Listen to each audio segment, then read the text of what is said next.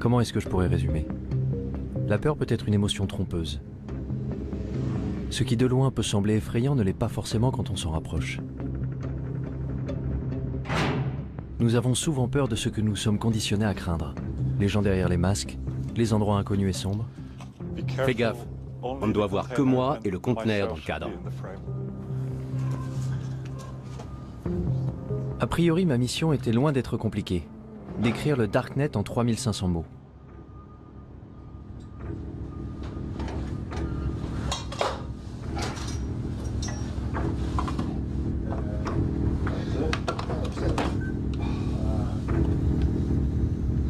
Alors comment je m'étais retrouvé là?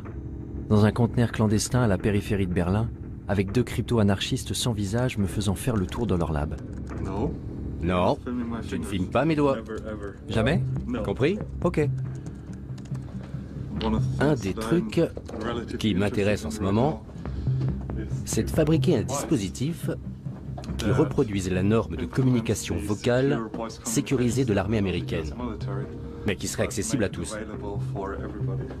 Comme ça, n'importe qui pourrait se connecter avec ce petit appareil et crypter sa voix en utilisant les lignes téléphoniques traditionnelles. Mais qui cette puce aiderait-elle au final? Des terroristes pour voler à couvert? Ou des révolutionnaires dans les régimes dictatoriaux? Quand j'étais jeune, j'ai lu 1984. Et c'était comme... En un sens, il était visionnaire, mais d'un autre côté, il était très optimiste, parce qu'il ne pouvait pas imaginer les développements technologiques que nous avons connus depuis.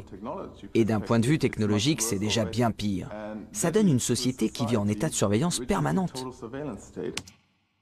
1984? Je suis né en 1984. Oui, ça c'est moi juste là. C'est précisément l'année qu'Orwell avait imaginé comme étant le début de la fin de notre vie privée. Un monde dans lequel Big Brother nous surveillait en permanence. Mais personne n'y prêtait vraiment attention. Pourtant, c'est cette année-là que les familles heureuses ont pu installer le premier ordinateur Macintosh chez elles. Hello, I am Macintosh. 10 ans plus tard, ma génération serait déjà dépendante aux écrans. We installed the internet on our computer just a short time ago, and I haven't been able to get the kids off it ever since. Petit à petit, nous sommes tous devenus accros. Ça a commencé avec des jeux, des chats, des emails, même des films. Nos goûts se sont développés avec Internet. Mon premier amour, mon deuxième amour, mon troisième. ICQ, puis Facebook, Google, Twitter. Arrivé à l'âge adulte, j'avais passé une bonne partie de mon temps en ligne. Pourtant, je ne m'étais jamais dit qu'il pouvait y avoir une autre facette à explorer. Le fameux Deep Web.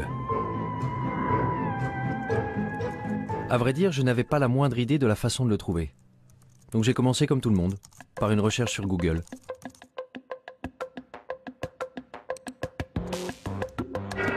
What lurks beneath the surface of the internet? The deep web. What is it exactly? Well, it's kind of a vague term because it's comprised of anything that's just not indexed by search engines. Ok, tout ce qui n'est pas indexé. Je n'irai donc pas bien loin avec Google. If we want to compare the size, then one great analogy is that the surface internet, the stuff that's indexed by Google, that would be sort of like the tip of an iceberg. La partie émergée de l'iceberg? The majority of users can only access 1% of all the information the World Wide Web has to offer. The rest, deep beneath the surface, is known as the deep web. Donc le Deep Web est une sorte de dépôt de données inaccessibles, rempli par les banques, les gouvernements, les entreprises, et contenant en plus une partie invisible? There's the regular internet, and then there's something called the darknet, an underground system of anonymous websites that are untraceable. Qu'est-ce que le Darknet? Pendant longtemps, tous ceux qui voulaient agir en secret, acheter de la drogue ou des objets volés, trouvaient que c'était très difficile à faire dans le monde réel. Parce que dans le monde réel, il faut rencontrer le vendeur et ensuite, il faut le payer d'une façon ou d'une autre. Parler du Darknet, c'est évoquer une nouvelle forme de commerce, un nouveau marché où les identités des acheteurs, des vendeurs et de l'argent lui-même échappent à la police ou à quiconque essaierait de traquer le crime ou d'autres choses. You can find ways to launder money, hire a hitman, get guns, The deep web is used by many to buy fake identities. Websites offer green cards, driver's licenses, and passports. Some use it for more sinister reasons, such as human trafficking or drug exportation. Ok, tu vois ça? C'est un système d'exploitation conçu pour les hackers. Rien à voir avec Windows ou quoi que ce soit de ce genre. Un système d'exploitation élaboré spécifiquement pour le piratage informatique. Tel Aviv est un hub pour les experts en cybersécurité. Ça n'a donc pas été difficile de trouver Danor Cohen, un pirate informatique white hat, qui agit pour la bonne cause. La première chose que Danor m'a montré, c'est à quel point ceux qui utilisent l'Internet ouvert sont vulnérables et exposés. Tu vois ça? Il y a le mot de passe réseau. Incroyable, non? Maintenant, imagine que tous tes secrets, tous tes mots de passe bancaires, ton Gmail, ton Facebook, toutes tes conversations privées, que tout ça soit visible avec un seul mot et envoie. En faisant le tour du quartier, Danor avait pu s'introduire dans l'ordinateur de pratiquement tous les gens à 100 mètres à la ronde. Comme les hackers, ils pouvaient intercepter mes informations sur Internet, tout comme la police pouvait utiliser ces mêmes outils pour surveiller les criminels. Si on est sur l'Internet ouvert et qu'on parle d'un trafic de drogue, il y a des systèmes qui balayent le réseau automatiquement. Il n'y a pas d'intervention humaine là-dedans. Et tu seras rapidement convoqué pour enquête. Mais sur le Darknet, rien ne permet d'arrêter à ton quelqu'un de faire ce qu'il veut. Je veux qu'on comprenne parfaitement ce qu'est le Darknet. Vous installez un logiciel dont la fonction essentielle est de cacher votre activité. Well, you're going to need some software. One of the most popular is called Tor. Tor? Which originally stood for the Onion Router. The Onion Router. Onion Router. It was made by the US Navy. How does Tor do it? Well, it takes your data and it bounces it around the world over several different data nodes. That way, no person or agency can figure out where the data came from or where the data is going. If you want to keep yourself invisible online, there is absolutely nothing better than Tor. Cela semblait incroyable. Sous couvert d'un anonymat complet, n'importe qui pouvait réussir à commettre le crime parfait depuis son salon entre deux épisodes de sa série préférée sur Netflix, sans que personne ne le sache. En à peine quelques secondes de téléchargement, Tor était sur mon bureau. La porte du Darknet était grande ouverte. Goodness, this is quite extraordinary. Such a large rabbit hole. I'll just take a look inside. La question était, où aller?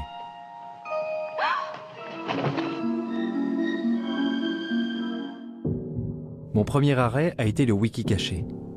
Ce n'était pas vraiment différent d'une page Wikipédia classique, seul le contenu était un peu plus... enfin, je sais pas, voyez vous-même.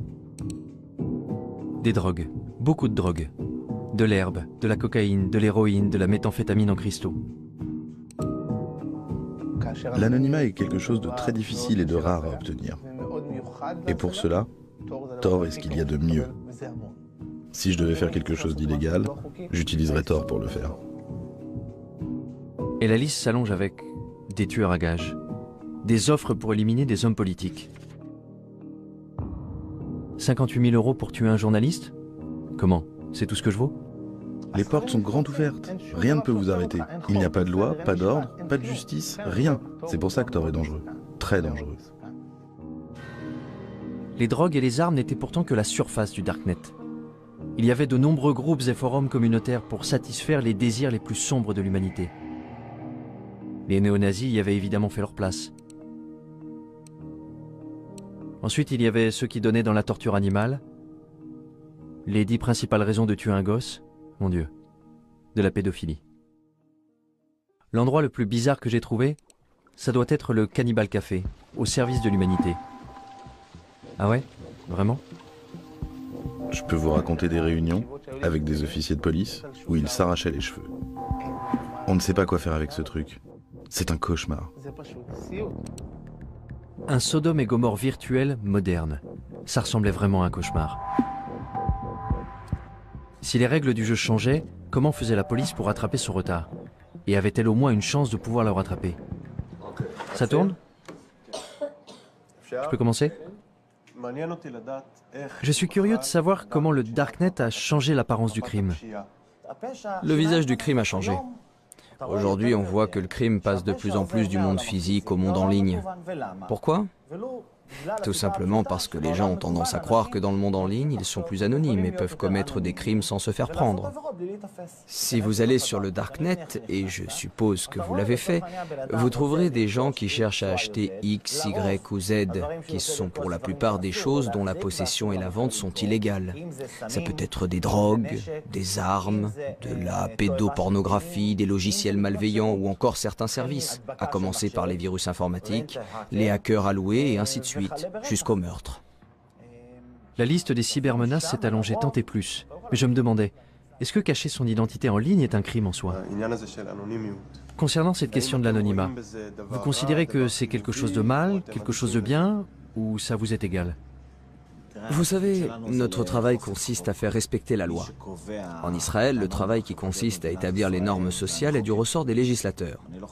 Je ne pense pas que ce soit à moi de dire si une personne doit pouvoir être anonyme. Je peux dire que l'anonymat pousse les gens à croire que s'ils commettent un crime, on ne les attrapera pas. Et c'est une erreur. Ce n'est pas vrai. Alors penser qu'on pourrait absolument tout planquer en ligne serait illusoire? La police pouvait-elle vraiment trouver n'importe qui se cachant dans le Darknet? Il m'a fallu poser un certain nombre de questions intrusives et embarrassantes avant que je trouve quelqu'un de ce monde numérique souterrain qui accepte de me rencontrer en personne. Mais où se rencontrer dans la vraie vie? J'avais peut-être vu trop de films, mais un entrepôt abandonné me semblait approprié. Je suis quelqu'un de très normatif, c'est vrai. J'ai même l'âge d'être grand-mère. Le fait que ce soit sombre et tout ce qu'ils disent à propos de la pornographie et des drogues, mais au final, c'est juste un moyen. C'est un marché comme un autre, un marché noir, mais c'est juste un moyen. Je vois ça comme quelque chose de très positif, tant que vous restez fidèle à vos principes. Vous ne me verrez pas chercher de la pornographie ou des sites de paris en ligne, parce que ça ne m'intéresse pas. En revanche, des tueurs à gages, peut-être. J'étais furieuse de ne pas pouvoir acheter là où je voulais un produit que je voulais. J'ai fait une recherche sur Internet et j'ai appris l'existence du navigateur Tor. J'y suis allée et j'ai vu par moi-même. C'est un monde fascinant. C'est une poudre qu'on utilise pour faire du hash soi-même. Beaucoup de gens le font. De la cocaïne? De la cocaïne aussi. Les médecins prescrivent bien de la Ritaline. Pourquoi commander de la cocaïne illégalement? C'est ce qui vous met en colère? Il n'y a pas de raison d'être en colère, c'est une vitrine. Ils ne font que montrer leurs marchandises. Et bien sûr, Shoshi n'était pas du tout telle que je l'avais imaginée. Elle ressemblait plus aux amis de ma mère qu'à quelqu'un qui utilisait le Darknet. Allez, ça ne vous fait quand même pas un peu peur? Ce n'est pas effrayant. Ce qui est effrayant, c'est ce que vous en faites. Vous pouvez faire de mauvaises choses avec, c'est vrai, mais le Darknet en tant que tel n'est pas effrayant. J'ai tendance à être méfiant vis-à-vis des gens qui me disent qu'il n'y a rien à craindre. Le Darknet n'était-il pas vraiment qu'un marché noir équivalent à eBay? La technologie a toujours eu un double visage, selon l'usage que l'on en fait. Prenez l'imprimante 3D par exemple. Fais descendre l'arme. Roy Cezana en a utilisé une pour imprimer en 3D un revolver dont il avait téléchargé le modèle sur le Darknet. Puis il est entré en douce dans un rassemblement universitaire où il y avait les hommes politiques les plus importants d'Israël. Il a dit que le plus drôle dans tout ça, c'est que tout le monde était debout autour et regardait. Le côté spectaculaire, c'est cette fabrication rapide et personnalisée. C'est ce qu'on appelle le rapid manufacturing en anglais. Autrefois, la production ne pouvait se faire que dans des usines géantes valant des millions de dollars. Aujourd'hui, n'importe qui peut avoir ces machines à la maison. Une imprimante 3D qui peut servir à imprimer un revolver. Les gens ont ça chez eux. Mais ce n'est pas donné à tout le monde d'imprimer une arme à feu aussi facilement. Il faut télécharger le plan quelque part. Et d'où vient le plan? Il vient du Darknet. Une fois que quelqu'un a téléchargé le plan, il peut le regarder à l'écran et décider de déplacer le percuteur ici, la gâchette là, et concevoir une arme légèrement supérieure. This is called the lower receiver. This doesn't have a serial number and it doesn't require a background check. Et s'il se rend compte qu'il a créé une arme supérieure à l'original, que fera-t-il? Il téléchargera son plan sur le réseau. This is a ghost gun. Ce à quoi nous assistons, c'est à une tendance de déqualification, une diminution des compétences nécessaires pour atteindre un certain objectif. Vous voulez synthétiser des composés chimiques chez vous? Sur Internet, vous pouvez télécharger la procédure qui va indiquer à l'imprimante comment mélanger les produits pour déclencher une réaction chimique et fabriquer de la morphine, du Valium, de la marijuana ou de la poudre de cyanure. Une simple machine fera ça toute seule chez vous. Mais je veux vous montrer un autre aspect des choses. Les laboratoires médicaux produisent des médicaments à des prix astronomiques que les patients n'ont pas les moyens de payer. Ceux qui ont la capacité, par exemple, de passer des plans à la production maison de médicaments vont commencer à le faire d'ici 10 ou 20 ans. Un processus identique à celui des armes en 3D va se produire. Ils commenceront à apporter des améliorations. Tout le monde sur Terre prendra part à cette révolution géante de l'échange d'informations et de l'association de nouvelles idées. Le Darknet peut être le lieu où toutes les vieilles idées se mélangeront les unes aux autres. Comme l'a dit Matt Ridley, les idées vont commencer à avoir des relations sexuelles entre elles pour finalement donner naissance à des idées nouvelles et incroyables. Cette exploitation de nouvelles idées n'a pas lieu en utilisant les voies traditionnelles de l'information, car les véritables grandes luttes passent toujours par la destruction créatrice. Et c'est là toute l'importance du Darknet, qui fournit un moyen de canaliser l'information. Et cette information peut engendrer une révolution. Les révolutions se préparent en secret. Est-ce que ce n'était pas précisément le genre de choses que les pouvoirs en place voulaient généralement empêcher? Le Darknet avait déjà attiré l'attention du gouvernement américain. The FBI has effectively smashed the Hornet's Nest, and we are in the process of rounding up and charging the Hornets. Et le Pentagone avait fait venir ici une équipe pour recenser les activités illégales du forum. Alejandro et Amanda faisaient partie de cette équipe. Nous sommes en quelque sorte des hackers alloués. Notre travail consiste à explorer une grande partie de ce que le Darknet a de plus sombre, mais aussi à le divulguer. De toute façon, on peut retrouver les pédophiles. On peut retrouver les tueurs à gages quand ils sont réels. On communique ces informations au projet Tor et on transmet certains de ces éléments à la police. Parce que, soyons très clairs, les créateurs du projet Tor ne veulent évidemment pas favoriser l'exploitation des enfants. Vous croyez que certaines choses méritent de rester cachées, ou bien est-ce que tout doit être divulgué? C'est une grande question. Je veux dire, d'une certaine façon, je pense que l'anonymat est extrêmement important. Je pense qu'il y a certaines choses que... Je veux dire, il y a de vrais méchants ici. Il y a les méchants que tu veux, à cause desquels les utilisateurs ont besoin d'anonymat. Et puis, il y a ceux qui utilisent l'anonymat pour de mauvaises raisons. Je pense vraiment que l'anonymat est important. Je ne suis pas pour la suppression totale de l'anonymat. Mais pourquoi l'anonymat est-il important? Eh bien, à cause de... Du droit à la vie privée. Oui, le principe du droit à la vie privée. Et dans quel but? Pourquoi on en a besoin? L'exemple classique que le projet Tor utilise presque toujours pour illustrer ça, ce sont les régimes oppressifs. Et ce n'est pas un exemple théorique. L'histoire montre qu'à chaque fois qu'il y a un progrès révolutionnaire, ça commence toujours de façon clandestine.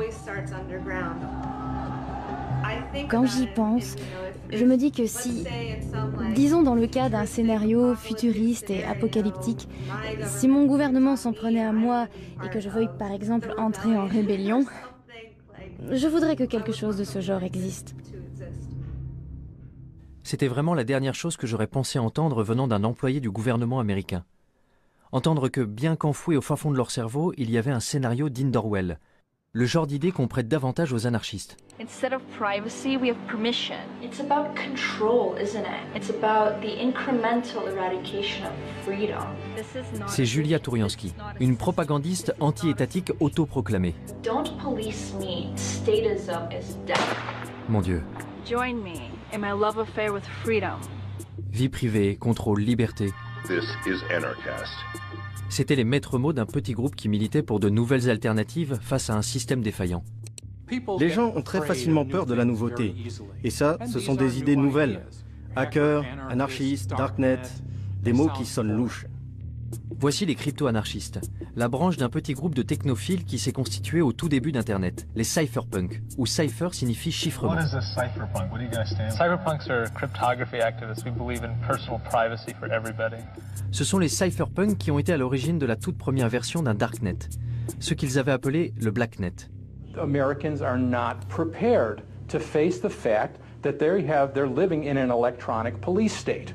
Si quelqu'un pouvait compléter mes informations sur le darknet, c'était forcément eux. Tous étaient rassemblés à l'Institut de crypto-anarchie dans le centre de Prague.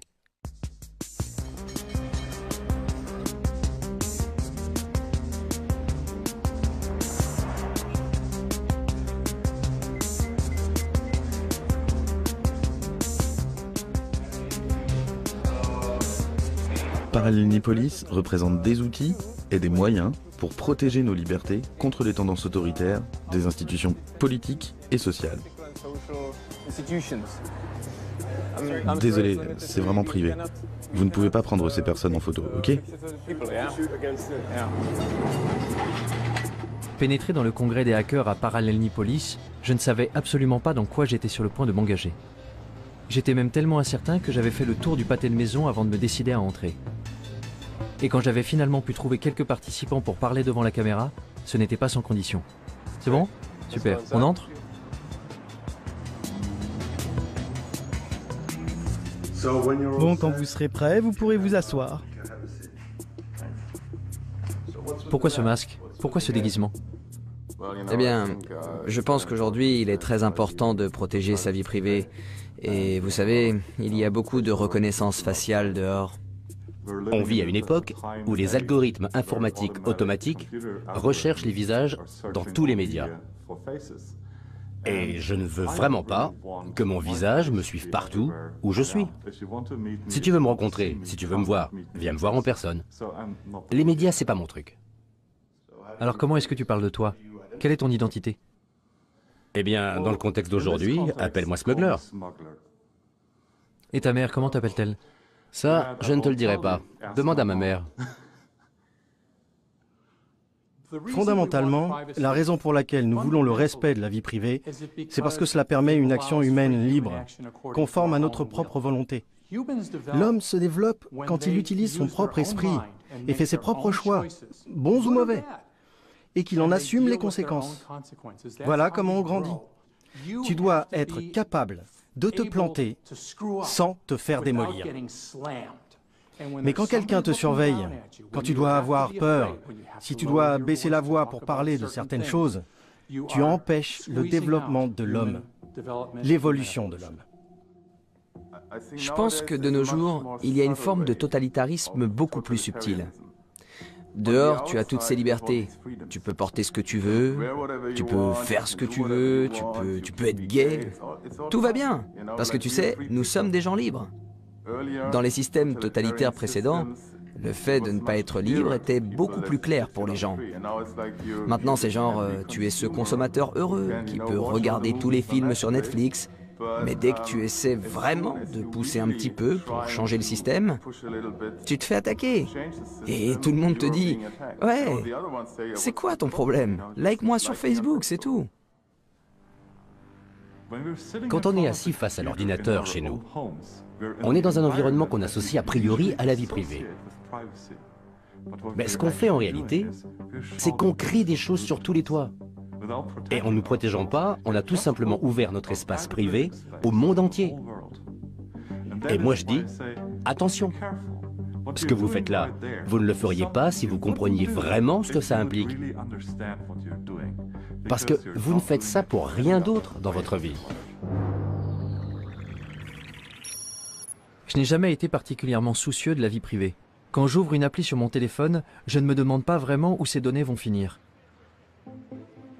Facebook, Google, ce sont des systèmes de surveillance. À chaque fois que tu utilises un produit qui est gratuit, il faut bien que l'entreprise paie ses salariés. Ce qui signifie que tu n'es pas vraiment le client puisque tu ne payes rien. Ça veut donc dire que le produit, c'est toi. Je ne vais pas arrêter d'utiliser Facebook. Je ne vais pas arrêter d'utiliser Google. Pas tant qu'ils ne se mettent pas à pourchasser les gens et à les tuer. L'idée que les gens de ma génération arrêtent soudain d'utiliser un média social semblait un peu folle. Et grosso modo, mes amis étaient de mon avis. Je veux dire, c'est nul que tu ne puisses pas dire tout ce que tu as envie de dire. Je pense que j'ai admis l'idée que j'étais surveillée. Je ne fais rien d'illégal. Pas sur Internet. Si je n'ai rien à cacher, pourquoi est-ce que je devrais avoir peur? Je me demande si j'ai quelque chose à cacher. Ta vie privée n'est pas violée au moment où quelqu'un prend tes photos et les met en ligne. Ce n'est pas là qu'il y a violation de ta vie privée. Il y a violation de ta vie privée quand quelqu'un veut tes photos et les stocke. C'est à ce moment précis qu'il y a violation. Quelqu'un qui prend tes données et qui les stocke. Parce qu'il pourrait avoir envie de les utiliser. Et c'est cette menace du « pourrait » que nous percevons tous inconsciemment. Tout le monde fait quelque chose de mal. Peut-être que tu trompes ta femme, ou que tu étais ivre à cette fête, et tu as gardé cette photo ridicule de toi. Et ensuite, ils peuvent utiliser cette information pour appliquer une loi qu'ils n'appliquaient même pas avant. Ou alors tout simplement pour te faire chanter publiquement. Quand tu es dans un état où tu n'as pas d'intimité, où tu n'as pas d'anonymat, tu es toujours inquiet à l'idée que quelqu'un te surveille. Quelqu'un qui te punirait physiquement, ou dirait du mal de toi dans ton dos, ou te ferait honte. Chez les humains, la honte est une arme de destruction massive.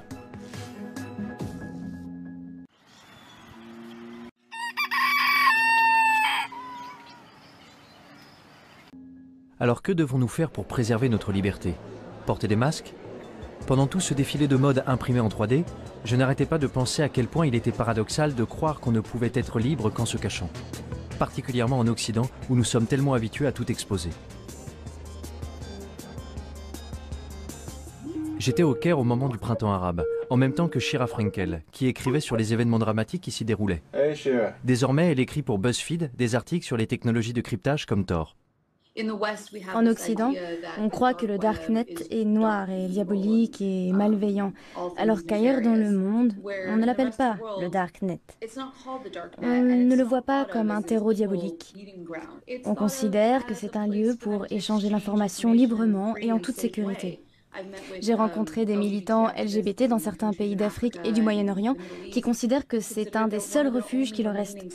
Et quand je leur dis qu'aux États-Unis nous l'appelons le Darknet, que c'est comme ça que nos hommes politiques l'appellent, ils rient et ils trouvent que c'est absurde. Ils disent « mais c'est là où nous sommes en sécurité, c'est là que nous pouvons parler, c'est là que je peux être moi-même en sécurité ». Il y a donc de grandes parties du monde où le simple fait d'être connecté suffit à vous faire arrêter. Alors pour ces gens qui savent qu'ils ne sont pas en sécurité en ligne, qu'ils ne sont pas en sécurité, ne serait-ce que pour envoyer des emails ou faire partie de groupes Facebook, les technologies cryptées peuvent effectivement être une bouée de sauvetage. Je pouvais comprendre cette nécessité du Darknet pour ceux qui vivent sous un régime dictatorial. Mais la liberté est un des fondements des sociétés démocratiques, non? Aujourd'hui, nous sommes à la croisée des chemins entre deux systèmes gouvernementaux en compétition. D'un côté, celui dans lequel Big Brother contrôle la vie de ses citoyens, et de l'autre côté, la domination des masses. Le gouvernement tente de se sécuriser et de sécuriser ses citoyens. Pour cela, il doit arrêter la menace que représentent les loups solitaires, les terroristes. Ceux qui voudraient faire tomber le gouvernement par la force. Et parfois aussi, ceux qui veulent le faire tomber sans faire usage de la force. Le peuple exige la justice sociale. La question qui se pose est, comment le gouvernement peut-il empêcher l'action des terroristes et des criminels sans nuire à la liberté d'expression? Et il n'y a toujours pas de réponse satisfaisante à cette question. Que feriez-vous si votre devoir était de protéger votre population et que vous voyez une énorme menace? Vous deviendriez hystérique et vous commenceriez à surveiller absolument tout le monde. Parce qu'un seul terroriste qui vous glisserait entre les doigts représenterait un tel danger que vous ne pourriez tout simplement pas prendre le risque de commettre une seule erreur. S'il suffisait d'un terroriste pour nous rendre hystériques, alors 19 d'entre eux répartis dans 4 avions avaient suffi à mettre le feu au monde entier. Dans les mois qui avaient suivi le 11 septembre, le Congrès américain avait adopté le Patriot Act et la NSA avait mis en place les programmes de surveillance massive qu'elle souhaitait faire adopter depuis des années. I take the threat of terrorism seriously, and I think we all do. Il allait falloir plus d'une décennie avant que Snowden révèle que la NSA ne s'était pas contentée de surveiller les terroristes. Elle avait également espionné des millions d'Américains innocents. I think it's really disingenuous for the government to justify programs that have never been shown to keep us safe, but cost us liberties and freedoms that we don't need to give up. Quand je suis revenue aux États-Unis et que je parlais aux gens des fichiers Snowden, beaucoup d'entre eux haussaient plus ou moins les épaules en disant « Et alors, qu'est-ce que tu crois? Bien sûr que le gouvernement fait ça, bien sûr que le gouvernement nous surveille de telle et telle façon. » Et là, j'ai trouvé que c'était intéressant. Que d'un côté, il y ait ces fichiers, ces documents qui allaient révéler d'une manière sans précédent la façon dont le gouvernement nous espionnait, et qu'en même temps, il y ait des Américains qui haussent les épaules en disant simplement « Et alors ?» Ils disent qu'ils veulent l'information parce que c'est pour notre bien. Eh bien, ça pose un problème. D'abord, parce qu'ils recueillent et récupèrent absolument tout ce qu'ils peuvent, uniquement parce qu'ils en ont le pouvoir, et aussi parce que, pour être honnête, si vous êtes au gouvernement, si vous faites ce genre de travail, il y a de grandes chances pour que vous ayez une sorte de tendance obsessionnelle au contrôle, psychologiquement parlant. Ils aiment contrôler. Ils ne veulent rien laisser au hasard. Quelque chose de grave pourrait arriver si nous ne contrôlons pas cela. Sauf que quelque chose de grave peut toujours arriver. Mais si on va par là, c'est sans fin. On peut voir dans les notes internes de la NSA que le gouvernement des États-Unis et la NSA avaient commencé à faire circuler des documents dans lesquels ils enseignaient à leurs agents les failles non pas des terroristes, mais de prédicateurs musulmans. Lorsque le gouvernement commence à lister les failles de prédicateurs musulmans, en désigne un et dit « lui, il regarde des pornos en ligne ». Tout à coup, le gouvernement a le pouvoir, juste comme ça, de détruire la réputation et la crédibilité de toute personne dont il n'approuve pas le message. I have a dream that one day this nation will rise up. Peut-être, je dis bien peut-être, que même pour les plus grands prédicateurs, comme Martin Luther King, qui entre parenthèses trompait sa femme à gauche et à droite et fumait de l'herbe, ce qu'il essayait de cacher, peut-être que ce serait pareil, et que s'il était vivant aujourd'hui et s'apprêtait à fonder le même mouvement pour donner des droits aux Noirs en Amérique, le gouvernement pourrait l'en empêcher très facilement. Et s'il est possible de faire ça à n'importe qui, jusqu'où cela peut-il conduire l'État? Quand les voix opposantes sont plus entendues? Quand il n'y a pas de véritable démocratie pour pouvoir forcer le gouvernement à changer de cap et à choisir une direction plus stable? Cela augure des temps obscurs. Si c'était le cas, où le prochain Martin Luther King pourrait-il alors diffuser son message? Pour les crypto-anarchistes réunis à Prague, la réponse était claire. Dans des endroits comme le Darknet. Mais pour eux, la diffusion du message n'était que la première étape. L'étape suivante consistait à construire des systèmes pour remplacer entièrement ceux du gouvernement. Les crypto-anarchistes sont des anarchistes qui croient en l'utilisation de la cryptographie pour créer une zone libre, une terra nova, un territoire libre entouré de murs de cryptographie. Grâce à la cryptographie, ils peuvent discuter, utiliser des monnaies cryptographiques et créer, dans une très large mesure, un monde séparé dans lequel ils peuvent évoluer. Mais comment ce monde séparé pourrait-il bien fonctionner si nous sommes complètement dépendants de l'État? Ce que l'État crée, c'est un amas de bureaucratie, des tâches dénuées de sens que l'on doit faire chaque jour, comme aller au bureau et subir toutes ces taxations. Mais l'État répond également à des nécessités premières, comme la sûreté, la sécurité, les routes et tout le reste. Cependant, toutes ces choses peuvent être fournies par le secteur privé au moyen d'outils décentralisés. Donc, tout cela peut être pourvu par des fournisseurs internationaux, ou par un fournisseur d'un tout autre pays. Les frontières n'ont plus aucun sens dans cet environnement. Car sur le Deep Web, l'endroit d'où tu te connectes, ça n'a absolument aucune importance.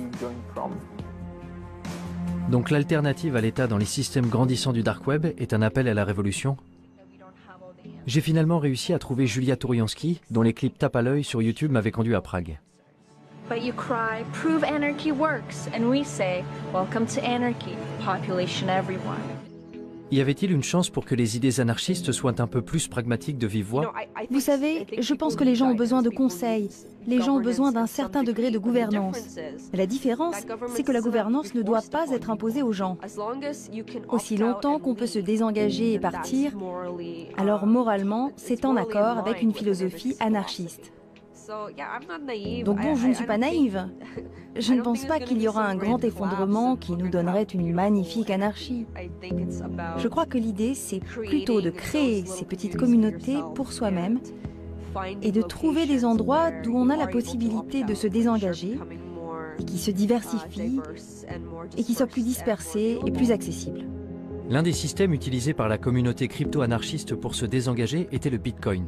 Une crypto-monnaie permettant d'effectuer des transactions en ligne de manière anonyme et qui avait déjà fait les manchettes des journaux du monde entier. Et une fois que vous avez la monnaie virtuelle, vous n'êtes pas très loin de commencer à bâtir des États virtuels.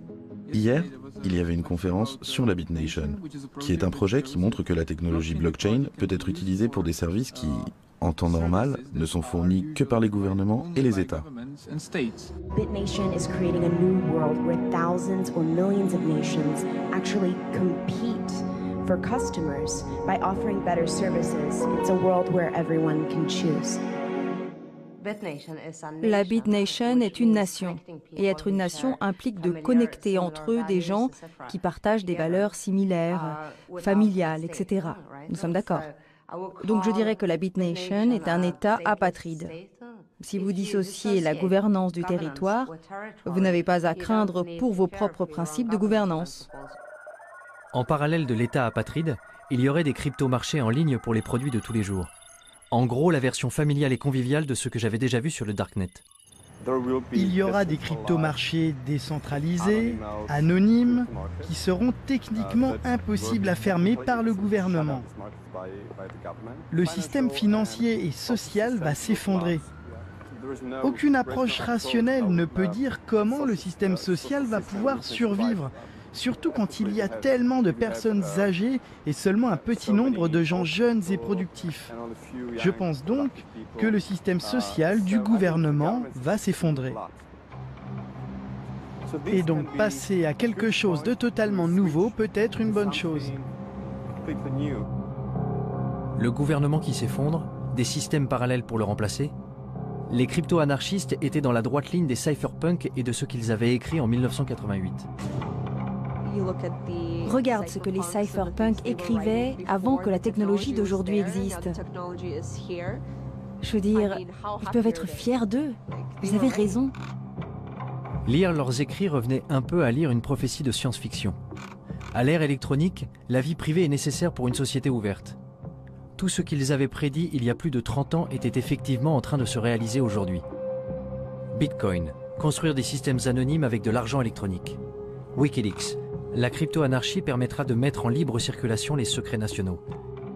Darknet, des systèmes qui permettent de faire des transactions anonymes. Crypto-marché, un marché informatique anonyme permettant d'échanger des biens illicites et volés. Ils avaient même prédit la façon dont les gouvernements répondraient à ces développements. L'État essaierait de ralentir la propagation de ces technologies au nom de la sécurité nationale. Chaque fois que quelqu'un fait quelque chose qui protège la vie privée, il ne se passe pas longtemps avant que le gouvernement et les médias officiels brandissent un de leurs arguments à la carte. C'est mauvais parce que terroriste, ou c'est mauvais parce que drogue. Ce sont effectivement de mauvaises choses. Oui, c'est mal d'être un terroriste, mais là, ce que le gouvernement fait, ou ce que les adversaires de la vie privée font en réalité, c'est qu'ils jouent avec notre corde sensible. Ok, voyons. Wikileaks, gouvernement des États-Unis. The United States strongly condemns the illegal disclosure of classified information. It threatens our national security. If this becomes a standard currency, it could radically and dramatically transform the role of central banks. A few years ago, we learned of an underground website called Silk Road.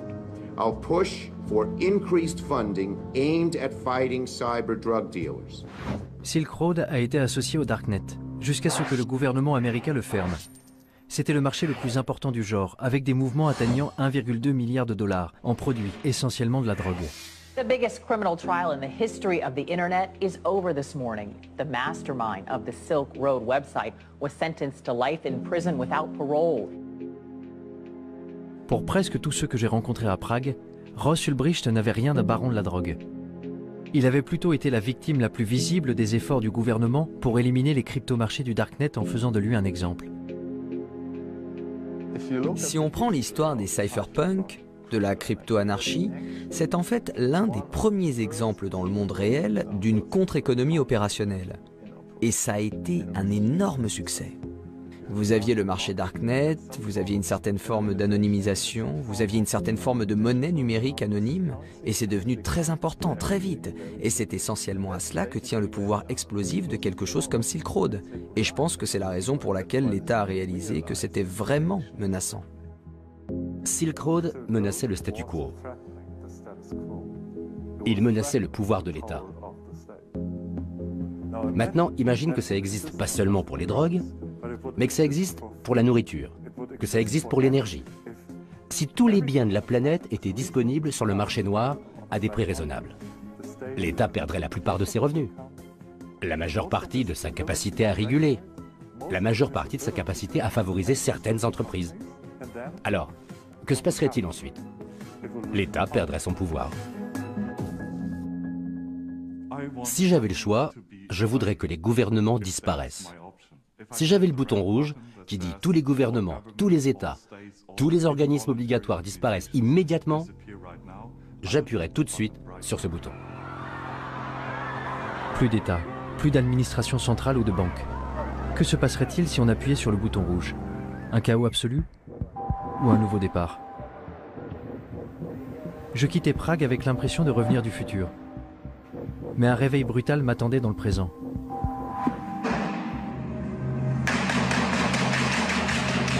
Deux attentats à Paris, un aux États-Unis, un avion abattu en Égypte. N'avions-nous pas effectivement besoin de protection plus forte vis-à-vis de ces gens, même au prix du sacrifice d'un peu de confidentialité? You can't have 100% security and also then have 100% privacy and zero inconvenience.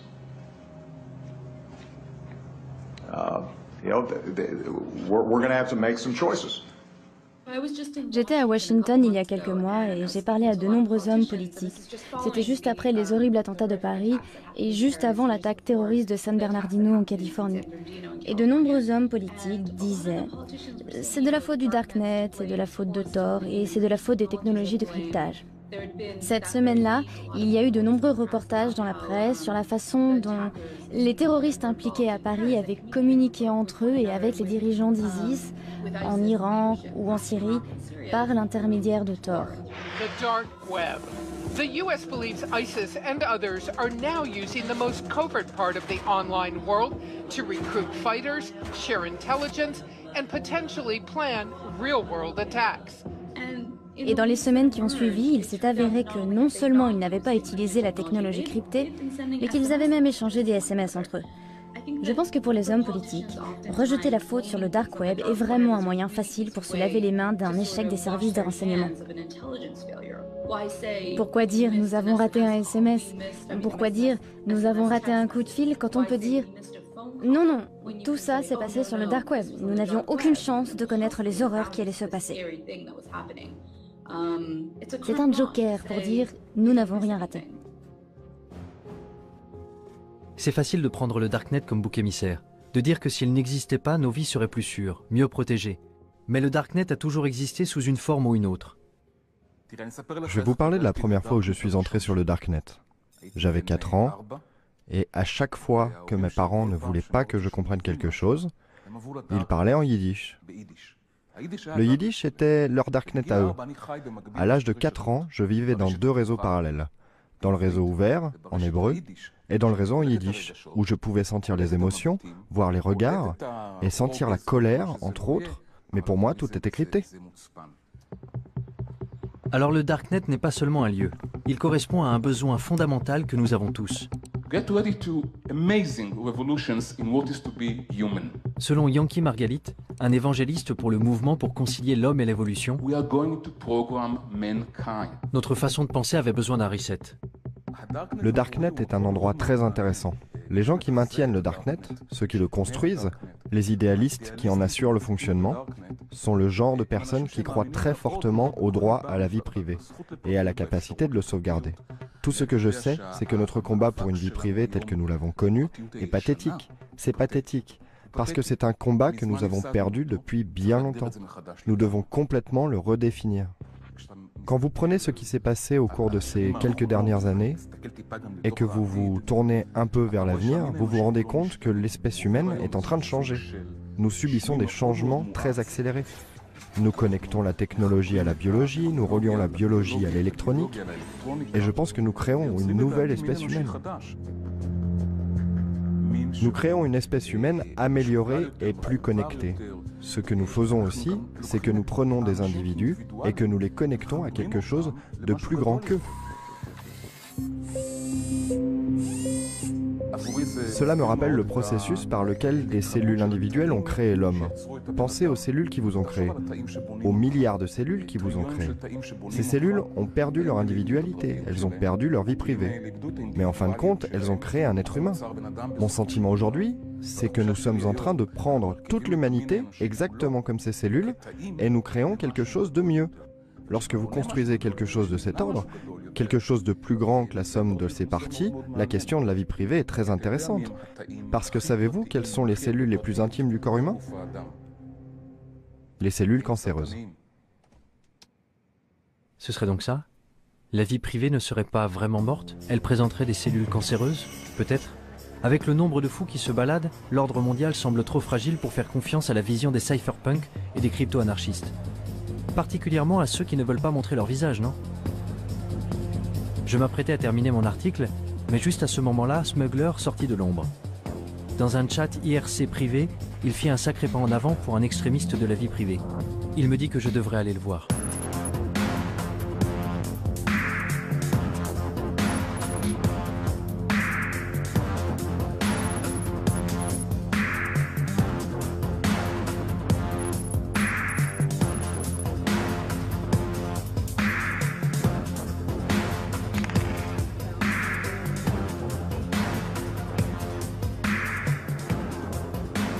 Se balader dans les rues de Berlin avec deux types masqués m'a mis un peu mal à l'aise, même si nous nous étions déjà rencontrés une fois.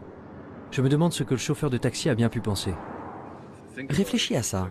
Psychologiquement, les raisons pour lesquelles tu étais nerveux et... Non mais regarde-toi. Mais la peur peut être une émotion trompeuse. De quoi était-je censé avoir peur au juste? Des cellules cancéreuses? Ou de renoncer à la vie privée et à l'individualité pour devenir un seul et grand organisme? Tu ne peux pas faire travailler tous les gens de la même façon. Et on observe ça aussi dans la nature. En agriculture, par exemple. Si tu utilises exactement les mêmes méthodes, exactement les mêmes cultures tout le temps, tôt ou tard, ton exploitation agricole déclinera. Parce que la réalité a besoin de la diversité pour se stabiliser. Coupe la caméra maintenant.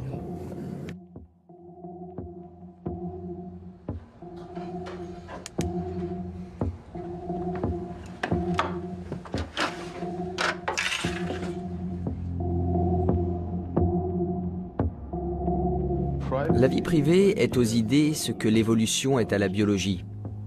Tu sais, pour qu'un écosystème soit sain, il faut des niches locales et il faut une transformation. Il faut aussi différents types d'organismes qui mutent, qui évoluent. Un certain nombre d'entre eux vont mourir, d'autres vont prospérer et globalement, c'est une structure très résistante. C'est la même chose pour une société en bonne santé. Il faut de nombreuses idées différentes et les bonnes vont effectivement survivre. Et si tu penses à ce futur, où toute l'humanité ne serait qu'un seul organisme allant dans une seule direction, il suffit d'un seul bug pour tuer le tout. Et c'est terminé. Game over. Et ce sera pire que nos pires craintes de guerre nucléaire. Je veux dire, rappelle-toi ce que nous avions avec le Troisième Reich en Allemagne. Imagine maintenant le Troisième Reich à l'échelle mondiale et aucun autre pays pour l'arrêter. Quel bordel! Malgré tous nos progrès, malgré tous les avantages de notre monde interconnecté, l'histoire serait tout de même condamnée à se répéter? Nous abordons un futur que nos parents ne pouvaient pas imaginer. Savoir ce qui en ressortira, c'est de la science-fiction. Mais moi, je ne veux pas vivre dans un futur où tout est contrôlé. Chaque bit de technologie, chaque bit d'information, comment il faut construire les choses, ce qu'il faut penser. C'est si énorme que George Orwell doit se retourner dans sa tombe. Parce que je ne crois pas qu'un tel futur sera vraiment durable. Alors à quel moment votre travail sera-t-il achevé? Jamais. Non, jamais. Je veux dire, certaines personnes travaillent pour la surveillance, et nous travaillons pour renforcer l'anonymat. On n'y arrivera jamais, mais c'est un idéal à viser. De plus, même si nous travaillons pour plus de vie privée, ça ne veut pas dire que qui que ce soit va arrêter de travailler pour la surveillance. Donc tant qu'ils travaillent sur la surveillance, nous, on a un travail à faire. Mais certains diraient, je ne sais pas, que vous êtes peut-être paranoïaque. C'est vrai, vous n'êtes pas des criminels purs et durs, vous ne vendez pas de drogue, vous ne... je sais pas... Mais je veux dire qu'il y a beaucoup de... Je crois que toute la discussion... C'est bizarre le tour qu'a pris cette affaire. Que ce soit à nous de devoir nous défendre. Tu sais pourquoi tu as des rideaux dans ton appartement? Pourquoi tu fermes ta porte à clé? Et il y a plein de précédents historiques, où des gens ont été tués à cause de données les concernant qui avaient été recueillies. Tu sais, c'est ce qui s'est passé pendant le Troisième Reich. Ce qui s'est passé dans les années avant même que le Troisième Reich existe, c'est que beaucoup d'États-nations exigeaient l'enregistrement des citoyens. L'une des choses que de nombreux États, comme les Pays-Bas, la Belgique, la France, l'Allemagne, exigeaient, eux, c'était que tu indiques ta religion. Les nazis sont arrivés et ils ont pris ces registres pour les fouiller. Donc quand l'Allemagne a envahi les autres pays, ils n'avaient plus qu'à fouiller les registres et à tuer les personnes de la mauvaise religion. Aucun pays ne se doutait que ça pourrait être un problème 10 ans plus tard. Et pourtant, ça en a été un sacré. La plupart d'entre eux ne l'auraient jamais cru. Il faut se rendre compte qu'on ne peut pas réellement savoir de quoi l'avenir sera fait. On n'arrive pas à se représenter la merde qui se passe dans le monde aujourd'hui. Alors dans 5 ans, encore moins. En quittant le conteneur, j'ai rallumé mon téléphone et trouvé mon chemin sur Google Maps. J'ai ouvert Gmail pour envoyer l'article à mon rédacteur en me demandant quelles conclusions tirer de tout ça. Où m'avait conduit cette exploration du terrier?